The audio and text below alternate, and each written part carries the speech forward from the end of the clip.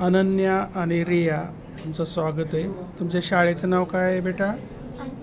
आमच्या शाळेचं नाव भारतीय जनसंघटना माध्यमिक व उच्च माध्यमिक विद्यालय वाघोली पुणे. तू कोणत्या इयत्तेत शिकतेस बेटा? मी 7वी शिकते. तू? मी आता 7वी मध्ये शिकते.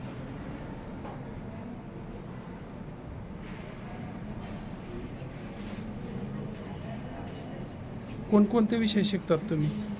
आणि मराठी, इंग्लिश, मॅथ्स, समाजशास्त्र, भूगोल, हे विषय शिकतात. तुम्ही इथं हॉस्टेलमध्ये राहतात ना, वसतिगृहात? इथला दिनक्रम कसा आहे? इथं सकाळी 5:30ला जागरण होतं. जागरण झाल्यानंतर आपण आवरायचं. आपलं आवरून झाल्यानंतर एक सिट्टी वाजते. मग इथं ध्यानाला यायचं. ध्यान झाल्यानंतर योगा असतो. योगा झाल्यानंतर मग स्वच्छता असते. स्वच्छता झाल्यानंतर रूममध्ये जायचं. आपली रूम आवरायची. मग आपण आपली आंघोळ वगैरे झाल्यानंतर आपण सिट्टी वाजते. परत एक सिट्टी वाजल्यानंतर मग आपण नाश्त्याला जायचं. आणि नाश्ता झाल्यानंतर परत आलो. मधला जो ब्रेक असतो त्याच्यामध्ये आपण आपले परत कपडे वगैरे धुवायचे असतात.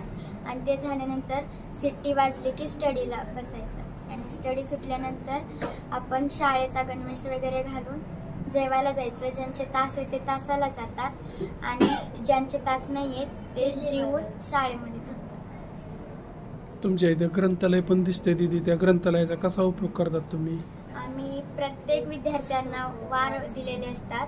त्या वाराला ग्रंथालयाची सूचना आल्यावरती आपण ग्रंथालयामध्ये यायचं. जे पुस्तकं वाचू वाटतात ते घ्यायचे आणि आठवड्यातून दोनच पुस्तकं घ्यायची असतात. त्याचा सारांश बी लिहायचा असतो. त्या पुस्तकाचा सारांश लिहितात. येथील जेवणाची सोय कशी आहे याच्याबद्दल सांग बेटा. जेवणाची सकाळी 8 ते 9 वाजेपर्यंत असते आणि दुपारी असते 11:30 वाजता असते आणि रात्री पण 8 वाजता असते. मधला लंच ब्रेक बी असतो 3 वाजता. त्यामध्ये आपण असतो. ते स्थानिक आणि वसतिगृहाच्या सर्व मुलांना असतं. शैक्षणिक साधनं जी असतात, वही, पेन, हे सगळं रजिस्टर, हे कोण दिलं जातं? हे सगळं BGS मधून दिलं जातं. BGS मधून. याचे प्रमुख शांतीलाल मुता साहेब आहेत का? त्यांच्याविषयी काही सांगता येईल का तुला? सांग बरं. त्यांनी आम्हाला इथं आणलं, त्यांचं खूप आभार आहे. आणि त्यांनी आम्हाला मोफत शिक्षण दिलं. त्यांच्यामुळं आम्ही कोणतीही गोष्ट करायची तर आम्ही करू शकतो. आणि त्यांच्यामुळं आमच्या आयुष्यामध्ये खूप चांगलं झालेलं आहे. आणि इथून पुढं आम्ही चांगलं शिकावं अशी त्यांची एक इच्छा आहे. तर ते आम्ही चांगलं शिकून आमचं आयुष्य घडवून त्यांना स्नेही दाखवणार. आणि त्यांनी आम्हाला सगळं मोफत दिलं. आमच्यासाठी ग्रंथालय घेतलं, study room, science lab, computer lab हे त्यांनी आमच्यासाठी केलं. त्याबद्दल त्यांचं खूप खूप आभार आहे. शांतीलाल मुत्ता फाउंडेशन विषयी तू काय सांगशील? त्यांनी मूल्यवर्धनासाठी परमिशन दिली. परत जे मूल्यवर्धनाचे शिक्षक आहेत ते आम्हा सर्वांना त्यांचा परिचय करून देऊन आमच्याशी गप्पा गोष्टी करतात. त्याबद्दल त्यांचे खूप आभार. आणि त्यांनी जे आम्हाला कथा सांगतात तेही छान प्रकारे सांगितले आणि त्याचं तात्पर्यही आम्हाला समजणे असं सांगितलं. दीदी, तुझं गाव कोणतं आहे आणि तू जीवनात पुढं काय करणार आहेस? माझं गाव सातारा आहे.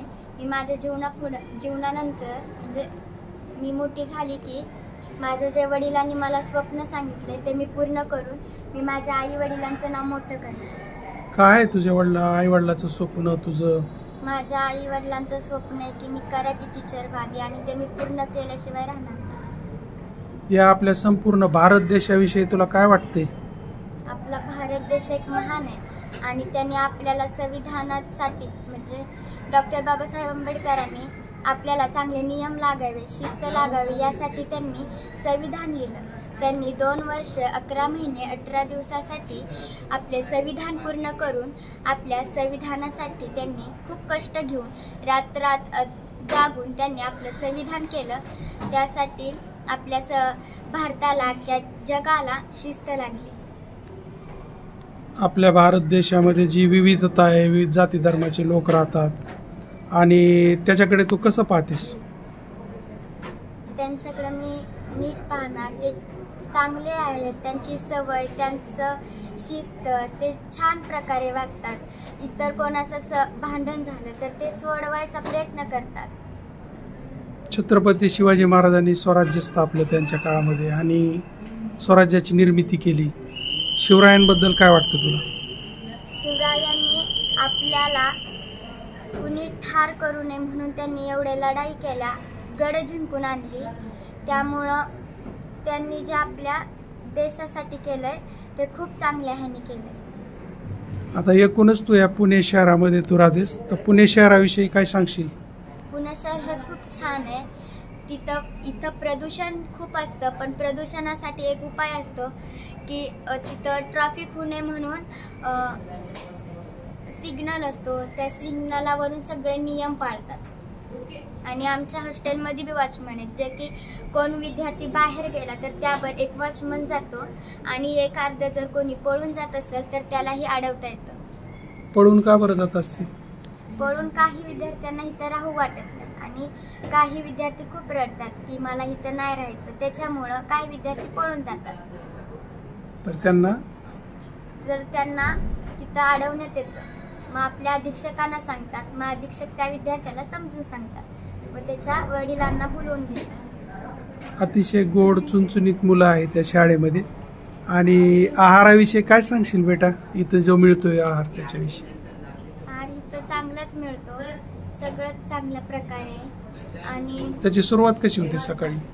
त्याची सकाळी सुरुवात, काही विद्यार्थी स्पोर्टला जातात तर त्यांच्यासाठी कडधान्य असतं सकाळचं. त्यानंतर मग काही विद्यार्थ्यांना नाश्ता असतो. नाश्त्यामध्ये बी कधी कधी कडधान्य वगैरे भेटत असतं सर्व विद्यार्थ्यांना. दुपारी आम्हाला 11:30ला जेवण असतं. जेवण झाल्यानंतर कधी कधी वर्गामध्ये बी कडधान्य भेटतात, इतर पदार्थ भेटतात खायला.